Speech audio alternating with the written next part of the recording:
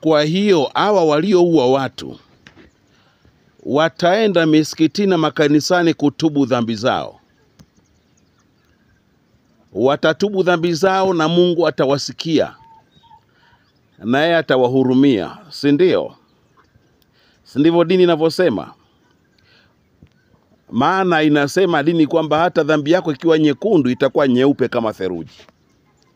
Na Mungu ni mwenye huruma, atawahurumia hawa wanaoua watu na kupiga risasi. Sasa wale ambao ndugu zao wameuliwa, Mungu yeye hawaonei huruma hao.